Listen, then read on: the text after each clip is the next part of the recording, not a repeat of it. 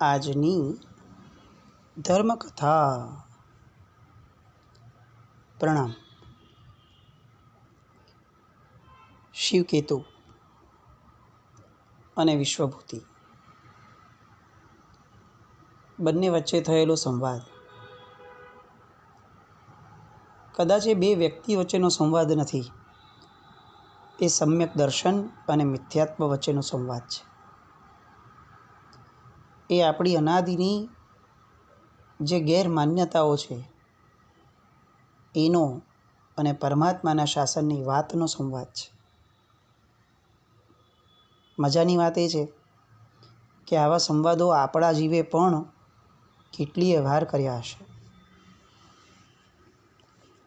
કેટલીય વાર એવું પણ થયું હશે કે આ બધી જ વાતો આપણે પણ સમજી હશે, સમજ્યા પછી ગમી પણ હશે કેટલીય વાર, પણ ગમાડ્યા પછીથી એ દિશાની અંદરમાં ક્યાંય પોતાની જાતને આગળ વધારવા માટેનું સત્વ એ આપણે કદાચ નહીં ફોરવી શક્યા હોય. કદાચ આપણામાંના કોઈકે સત્વ ફોરવ્યું પણ હશે. મૂળભૂત તત્વ જેની માટે આ ધર્મ નામના તત્વની આખીને આખી જરૂરિયાત ઊભી થઈ, એ મૂળભૂત તત્વ સમા આત્મા, એ આત્માને સમજવાનો પણ આપણે પ્રયત્ન કર્યો હશે. આપણામાંના કેટલાક એવા પણ હશે જેને એ આત્માને સમજ્યો પણ હશે અને ક્યારેક કોક પવિત્ર ક્ષણે એ આત્માની અનુભૂતિ પણ કરી હશે. આટલું બધું કર્યા છતાં પણ હજી આપણો સંસાર ઊભો છે, કારણ કે એક વાર માત્ર અનુભૂતિ કરી લેવાથી તરત મોક્ષ થઈ જશે એવું નથી.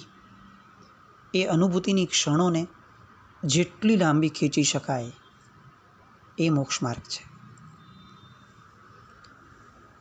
ગ્રંથકારો તો એવું પણ કહે છે કે જ્યાં સુધી આવી આત્માનુભૂતિ થતી નથી ને ત્યાં સુધી ખરો મોક્ષ માર્ગ શરૂ જ નથી થતી. આપણે જે ધર્મ ક્રિયાઓ દ્વારા મોક્ષે જશું એવો વિશ્વાસ કેળવીએ છીએ, એ વિશ્વાસના ઊંડાણમાં જવાની જરૂર છે. એવી કોઈ વાત નથી કે આપણે જે કરીએ છીએ એનાથી કંઈ મળવાનું નથી. એ અશક્ય છે, કારણ કે આપણે જે કરીએ છીએ એ કોને કહ્યું છે? પુરુષ વિશ્વાસે વચન વિશ્વાસવાળી વાત, એ સિદ્ધાંત અહીંયા લાગુ પડે છે. આપણે જે પણ કરીએ છીએ એ તીર્થંકર પરમાત્માઓએ કીધેલી વાતને અનુસરવા માટે કરીએ છીએ. આપણે જે પણ કંઈ કરીએ છીએ તે પરમાત્માના દૂત સમા શ્રમણી ભગવંતોએ કીધેલા એક એક વાતને શ્રદ્ધાપૂર્વક સ્વીકારવા પૂર્વક આપણે કરીએ છીએ. એટલે એ આપણને ફળ ન આપે એ વાત તો વિચારવા લાયક પણ નથી. પણ એટલું ચોક્કસ છે કે 56 ભોગ સામે પડ્યા હોય અને આપણે કોઈ એકાદ વાનગીને ચાખી લઈએ એને પણ વાપર્યું કહેવાય, અને 56 ભોગ સામે પડ્યા હોય અને દરેકે દરેક વાનગીને આખીને આખી ચાખીએ એમ નહીં, વાપરી લઈએ એને પણ વાપર્યું જ કહેવાય. પણ બંને વાપરવામાં ફરક છે, એ આપણે સમજવું જોઈએ. આપણે જે કરીએ છીએ એ સાચું છે એવું પુરવાર કરવાની બાબતમાં આપણે એટલા બધા લીન ન થઈ જઈએ કે આપણે હજી ઘણું બધું કરવાનું બાકી છે એ ભૂલી જઈએ. શિવકેતુ એની જે વાતો એક પછી એક આવે છે, જે પાત્ર માટેની વાત એ કરે છે, પાત્રોની નિર્દોષતાની, પવિત્રતાની જે વાતો કરે છે, અપ્રતિમ વાતો છે. યોગ્ય પાત્ર, દાન કરવા લાયક પાત્ર, સુપાત્ર કોણ છે એની વાત એ પોતાના પિતાજીને કરે છે કે આ પાત્રો પોતાનું પેટ ભરવા માટે કોઈ પણ કામ કે હિંસક કાર્ય કરતા પણ નથી, કરાવતા પણ નથી. ઘર, ખેતર કે ધંધાની વાત તો બહુ દૂર, એ ખાધા ખોરાકી માટે પણ કોઈ હિંસા કરતા કે કરાવતા નથી. લોકોએ પોતાની માટે જે રાંધ્યું હોય એમાંથી લોકોને તકલીફ ન પડે એટલું જ અલ્પ માત્રામાં આહાર લે, એ પણ અલગ અલગ ઘરે ફરી ફરીને. આવી જ રીતે વસ્ત્ર આદિ પણ મેળવે, એમાં પણ કોઈ મમત્વ ન રાખે. એ મળ્યું તો ઠીક, ન મળે તો કોઈ આક્રોશ કે ક્લેશ પણ ન કરે. આવું જે જીવે છે એ ઉત્તમ સુપાત્રો છે. અને આવી નિર્મમ અને નિર્દોષ ચર્યાવાળા મહાત્માઓની નિંદા એ જો આપણા બ્રાહ્મણત્વનું ખરું સ્વરૂપ હોય તો પિતાજી આવા બ્રાહ્મણત્વથી સર્યું. કોકની નિંદા કરી અને આપણા ધર્મને મોટો કરવો, આવું સમજાવનાર તત્વ એ બીજું કદાચ જે પણ હશે, પણ એ ધર્મ તો ન હોય. અને વિશ્વભૂતિને ઝટકો લાગે છે. અતિશય પ્રભાવિત થયા છે. જેને પોતે પોતાનો સગ્ગો દીકરો હોવા છતાં ઓરમાયા જેવું જેની હારે વર્તન કર્યું હતું, જેને ભણાવવામાં, સંભાળવામાં, સાંભળવામાં હંમેશા ઉપેક્ષા કરી હતી, એ છોકરો આજે કેટલી સમજણવાળી અને વિવેકી વાતો કરે છે. એનો ભ્રમ ભાંગી ગયો, એનો અહંકાર પણ ઘણો નબળો પડી ગયો.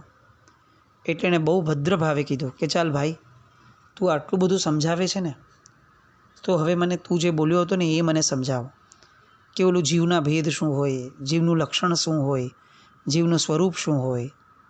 ચાલ આ બધું મને હવે ચોખવટથી સમજાવ. અને ત્યારે શિવકેતુ કહે છે કે પિતાજી, આને મારો અવિનય ન સમજતા, પણ જેટલું મને આવડતું હતું ને એ બધું જ મેં આપને આજે કહી દીધું છે. હવે જો આપને કોઈ વિશેષ પદાર્થ જાણવાની જિજ્ઞાસા હોય તો ચાલો પેલા સૂર સાધુ પાસે જઈએ. એ આપણને બહુ જ પ્રેમપૂર્વક અને વિસ્તારપૂર્વક સમજાવશે. વિશ્વભૂતિ કહે છે કે બેટા, આપણે જરૂર જશું, પણ આ તને ગઈકાલનું લાંઘણ છે. હું પણ ભાણે બેઠો છું. આપણે અત્યારે પેલા જમી લઈએ અને પછી આપણે ભેગા જઈએ. શિવકેતુ સાંભળતા ટટ્ટાર થઈ ગયો. એણે કહ્યું, પિતાજી, મેં પહેલાં જ આપને કહ્યું હતું કે જ્યાં સુધી આપ મને વ્રત માટે અનુમતિ નહીં આપો ત્યાં સુધી હું ભોજન નહીં કરું, અને આ મારી અતૂટ પ્રતિજ્ઞા છે. માટે આપ મને આગ્રહ ન કરો. હા, આપ જમી લો, પછી આપણે ભેગા જશું, મને કશો વાંધો નથી.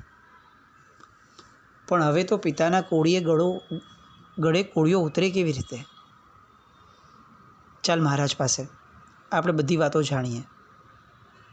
એમ કહી માતા, પિતા અને શિવકેતુ ત્રણેય ચાલ્યા સૂર સાધુ પાસે.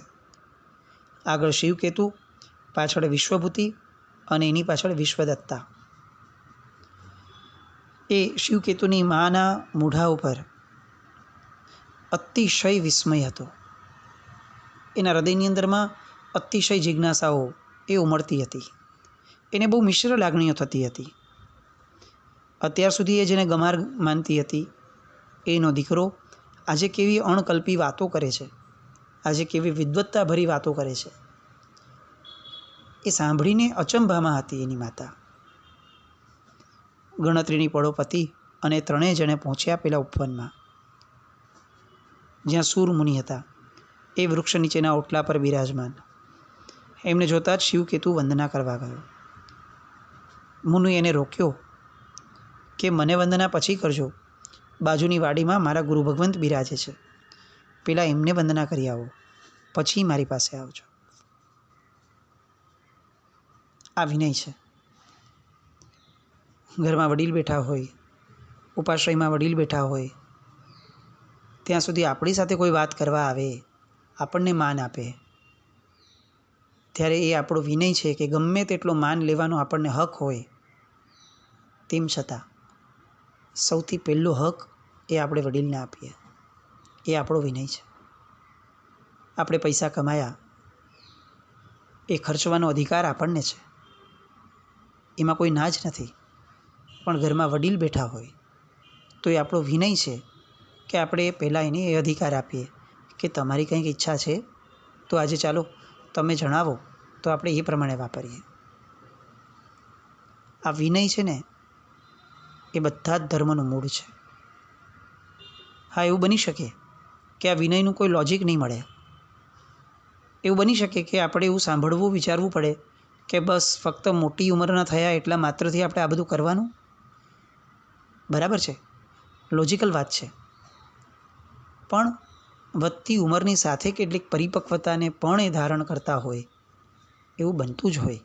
કદાચ એવું બની શકે કે આપણે જેને પરિપક્વતા ગણીએ છીએ એ પરિપક્વતા કદાચ એમનામાં એ અલગ પ્રકારની હોય. અને કદાચ એવું બને કે એ પરિપક્વતાઓ એમનામાં ન પણ હોય, પણ એટલા માત્રથી આપણે વિનય કરતાં અટકી જશું, એ આપણા માટે અહિત થશે. એ વાત પણ સત્ય છે. એક મહાત્માએ બહુ સરસ વાત પ્રવચનમાં મૂકી હતી. આપણે એટલા માટે અહિંસા નથી પાડતા કે સામો જીવ મરી જશે અથવા સામો જીવ દુભાશે. ના, આ સેકન્ડ રીઝન છે. ફર્સ્ટ રીઝન એ છે કે મારાથી જ અહિંસા ન થાય એટલા માટે હું અહિંસા પાડું છું. મને મારી હિંસા ગમતી નથી, તો મારા દ્વારા કોઈની પણ હિંસા ન થવી જોઈએ. મારું કર્તવ્ય છે. એ કર્તવ્ય પાલન સ્વરૂપે હું અહિંસા કરું છું. એમ મારાથી કોઈનો અવિનય ન થાય, એ પ્રથમ રીઝન છે. એ વિનયને લાયક છે કે નહીં, એ સેકન્ડરી છે. અહીંયા પેલા સૂરમુનિ એ વિનયપૂર્વક પોતાના ગુરુ ભગવાન તરફ એ લોકોને વાળે છે. એ આચાર્ય ભુવનભંગ એની પાસે જાય છે. અનેક સાધુ ભગવંતો હતા. વંદન કરે છે, પાછા ફરે છે. સૂર સાધુ પાસે આવીને વંદના કરે છે, એમની સન્મુખ આવીને બેસી જાય છે. આ બધું જ શિવકેતુ કરે છે. પેલો રાજપુરોહિત વિશ્વભૂતિ એ તો ચુસ્ત બ્રાહ્મણ, હાથીના પગની નીચે મરી જવું સારું, પણ જૈન મંદિરમાં ન જવાય એવી જે પરંપરાગત માન્યતા હતી, એને વફાદાર એવો એ બ્રાહ્મણ હતો. એટલે જૈન સાધુને મસ્તક તો કઈ રીતે નમાવે, એટલે ટટ્ટાર મુદ્રામાં અદબ વાળીને ભાવશૂન્ય ચહેરે એ ત્યાં ઊભો હતો. શિવકેતુ ચાલાક છે. એને માતા પિતાને નમાવવામાં રસ નથી, એને પોતાનું કામ કઢાવવામાં રસ છે. એટલે અહીંયા એ પોતાના પિતાને કોઈ આગ્રહ નથી કરતો કે તમે પણ વંદન કરો, કરવા જ જોઈએ, કંઈ જ નહીં. એને કામમાં રસ છે. એટલે બહુ પ્રેમથી કહે છે કે પિતાજી આવો ને, અહીં બેસો ને. અને એની સામે જે મહારાજને જઈને કહે છે કે મહારાજ, આ મારા પિતાજી છે, માકંદીના રાજપુરોહિત, અને આ મારા માતાજી છે. એમને આપના મુખે જીવ અજીવ વગેરે પદાર્થોનું અને તત્વોનું સ્વરૂપ સમજવું છે, એટલે એ મારી સાથે પધાર્યા છે. પ્રભુ, આપ આ તત્વનું સ્વરૂપ સમજાવવાની કૃપા કરશો. આવી મધ જરે એવી મીઠી વાણીથી એ મુનિ ભગવંતને વિનંતી કરે છે. અને સ્નેહ અને કરુણા છલકતી આંખે એ મુનિ ભગવંત વિશ્વભૂતિને જુએ છે. વિશ્વભૂતિની અદબ છૂટી ગઈ. એ જે સ્નેહ જોવા મળ્યો, એ સ્નેહના કારણે જ જાણે અંદરનો અહંકાર જે બચ્યો કૂચ્યો હતો એ પણ છૂટી ગયો. હાથ આપોઆપ જોડાઈ ગયા અને મુનિએ કહ્યું, ધર્મ લાભ. પ્રસ્તાવના તો શિવકેતુએ બાંધી લીધેલી, એટલે બહુ વધારે કંઈ ઔપચારિકતા કરવાની નહોતી. એટલે તત્વ વાર્તાની માંડણી કરી. અને આ સૂરમુનિએ સૌથી પહેલાં એમને નવ તત્વનું સ્વરૂપ સમજાવ્યું. જગત આખાનું બંધારણ એ આ નવ તત્વ વડે કઈ રીતે થાય છે એનું વિશદ સ્વરૂપ પણ સમજાવ્યું. જીવ તત્વની વાત આવી ત્યારે એકેન્દ્રિયથી લઈને પંચેન્દ્રિય સુધીના જીવના ભેદો સમજાવ્યા. 4 ગતિના સ્વરૂપ, આયુષ્યની અવગાહના વગેરે સમજાવ્યું. પલ્યોપમ, સાગરોપમ આદિ કાળનું સ્વરૂપ, જૈન દ્રષ્ટિએ ભૂગોળની જે વાતો છે તે, 8 કર્મો, એના પેટા પ્રકાર, આ બધું સુગમ ભાષાની અંદરમાં અને રોચક શૈલીમાં સમજાવ્યું. આ રાજપુરોહિત અત્યંત પ્રભાવિત થયા. તત્વોની જે તર્કસંગત અને બુદ્ધિગમ્ય સંયોજના હતી એના ચિત્તને સ્પર્શી ગઈ. એને એવી પ્રતીતિ થઈ કે તત્વનું દર્શન તો આવવું જ હોય, જગતનું યથાર્થ સ્વરૂપ પણ આવું જ હશે. એટલે પુરોહિતે જેણે મનમાં ને મનમાં જ પ્રશ્ન પોતાને કર્યો હોય કે આ મેં આજે છેક જાણ્યું, આ કેટલું મોડું ગણાય. પણ આ બધી જ વાતો જે એણે અત્યાર સુધી શિવકેતુ કે મહારાજ સાહેબ પાસે સમજી, એમાં લગભગ બધું જ શમી ગયું, પણ છતાંય કેટલોક હજી એનો અજ્ઞાનનો ભાવ ઊભો હતો. એટલે એણે સૂરમુનિને પૂછ્યું કે મહારાજ, આપની સંમતિ હોય તો હું એક પ્રશ્ન પૂછું. મુનિએ સંમતિ દર્શાવી. અને વિશ્વભૂતિ પૂછે છે કે પ્રભુ, હિંસા કોને કહેવાય, એના કેટલા ભેદ મારે એ સમજવા છે. મુનિરાજે તત્ક્ષણ જવાબ આપ્યો કે હિંસાના 3 પ્રકાર છે. અન્યના પ્રાણનો નાશ કરવો તે હિંસા, અન્યને દુઃખ કે ઈજા પહોંચાડવી તે પણ હિંસા, અને અન્યને ત્રાસ, ક્લેશ, ભય, પરિતાપ આ બધું ઉપજાવવું તે પણ હિંસા. હિંસા મન વડે પણ થઈ શકે, હિંસા વાણી વડે પણ થઈ શકે અને હિંસા કાયાથી પણ થઈ શકે. કોઈ પણ નિમિત્તે કોઈ પણ જીવને હણવો એ હિંસા, એ અનાચાર, એ પાપ લેખાય. હિંસાના કોઈ દિવસ ધર્મ અને અધર્મ એવા ભાગ નથી હોતા. હિંસા એ હિંસા જ હોય છે અને એટલા માટે એ પાપાચાર જ છે. અને એ પાપાચારનું દુઃખ, એનું ફળ એ દુર્ગતિ જ હોય છે. પેલું કહે છે કે પણ અમારે ત્યાં તો આ યજ્ઞ યાગમાં પશુઓને હોમવા એ ધર્મ કીધા છે. એટલે મહારાજ પૂછે છે કે શું યજ્ઞમાં હણાતા પશુઓને એ જ્યારે હણાય છે ત્યારે એને કોઈ પીડા નથી થતી? એ જાનવરો કરુણ કલ્પાંત જેવી ચિચિયારીઓ નથી પાડતા? એને ભાગી છૂટવા માટે ધમાલ નથી કરતા? જો આનો જવાબ હા હોય તો જે કરવાથી અન્ય જીવને દુઃખ કે ઈજા પહોંચે એને હિંસા કહેવાય. એના જવાબમાં કઈ રીતે ના પાડશો? અન્યના પ્રાણોનો વધ તે હિંસા. એ વાતનો મેળ અહીંયા નથી બેસતો. પુરોહિતજી, ધર્મ તો એ છે જે અન્યને સુખી બનાવે.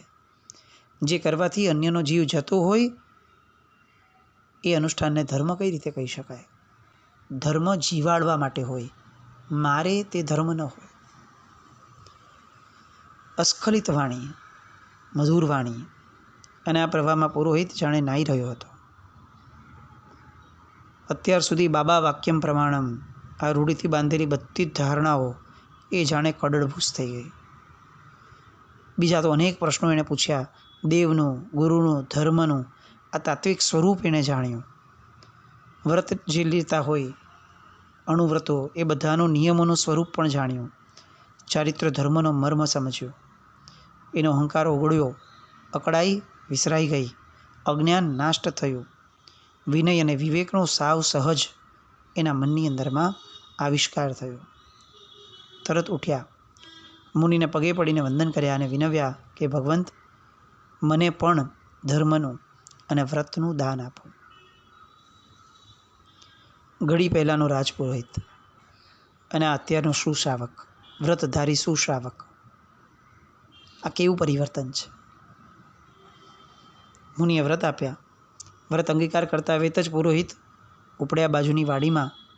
ત્યાં પરમગુરુ જે ભુવનતુંગજી હતા એ આચાર્યજીને વાંધ્યા, અન્ય સાધુઓને પણ વાંધ્યા.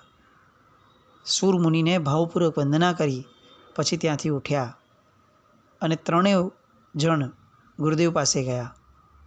આખી ઘટનાનું સૂર મુનિએ નિવેદન કર્યું અને નિવેદન થતાં જ વિશ્વભૂતિએ વિનયપૂર્વક કહ્યું કે પ્રભુ, આ મારો દીકરો શિવકેતુ એ આજે અમારો પરમ ઉપકારી બન્યો છે. એ જ અમને આપના ચરણે લઈ આવ્યો છે. એના નિમિત્તે જ આજે અમને પરમ દુર્લભ એવો આ જૈન ધર્મ લાથ્યો છે. એના આ ઉપકારનો શીઘ્ર બદલો વાળવા માટે અમારી માંગણી છે કે એમને પ્રવજ્યા લેવાની રજા આપો. અમે હજી સુધી તો એ પ્રવજ્યાની રજા આપી નથી, પણ હવે લાગે છે કે અમારે એને રજા આપી જ દેવી જોઈએ, કારણ કે એને દીક્ષા લેવામાં સહાય કરશું તો જ એના ઉપકારનો બદલો ગણાશે. ગુરુ ભગવંત હા પાડે છે, પણ ત્યારે પુરોહિતને અચાનક યાદ આવે છે અને કહે છે કે ભગવંત, એક મુશ્કેલી છે, થોડી અટપટી છે. હું રાજાનો આશ્રિત છું. રાજા મણિમાલી એ મને પોતાનો ગુરુ માને છે. એ ગુરુ માનવા માટેનું મૂળ કારણ એ છે કે હું ઉત્તમ વર્ણનો છું, માટે સુપાત્ર છું, અને મારા સિવાયના, આ મારા વર્ણ સિવાયના બધા જ એ શુદ્ર છે. એટલે હું જે કહું છું એવા યજ્ઞ આદિક ધર્મ એ બધું એ કરે છે, એને અનુસરે છે. એના સિવાયના એક પણ મતને કે પંથને એ સ્વીકારતો નથી. હવે જો એના મનમાં ટસી જાય કે હું ઉત્તમ હોવા છતાં મારો દીકરો શુદ્ર એવા જૈનોને સોંપું છું, તો એ મારા પર ક્રોધે નહીં ભરાય. ક્રોધે ભરાશે એવું નહીં, એ મોટો અનર્થ કરી લેશે. માટે મહારાજ, હું મારા દીકરાને તમારે ત્યાં વળાવવાની સહમતિ આપું એ પહેલાં મને આપ કેટલોક સમય આપો. હું પેલા રાજાને બૂઝવીને આવું, સમજાવીને આવું, એની રજા લઈ આવું, પછી શિવકેતુને દીક્ષાની અનુમતિ આપો. ગુરુદેવ પ્રસન્ન થયા અને કહ્યું કે ભદ્ર, તમે જે કહ્યું તે ખુશીથી કરો. હવે બહુ વિલંબ કરવા જેવું નથી, કારણ કે આ શિવકેતુનું આયુષ્ય બહુ જ ટૂંકું છે. વિલંબ થશે તો એ ચારિત્ર પણ ચૂકી જશે. જ્ઞાની ગુરુ ભગવંતની વાત સાંભળી અને આ વિશ્વભૂતિ પણ ચમકી જાય છે અને પૂછે છે, ભગવંત આનું આયુષ્ય હવે કેટલા દિવસ બાકી છે? અને કહે છે કે ભાઈ ફક્ત 22 દિવસ માટેનું આયુષ્ય એનું બાકી છે. વિશ્વભૂતિને અરેરાટી થઈ જાય છે. ભગવંત, હું રાજાને વાત તો કરીશ, પણ આપે જે વાતો કરી છે એ બધી સાચી જ છે એની પ્રતીતિ કઈ રીતે કરાવવી એને?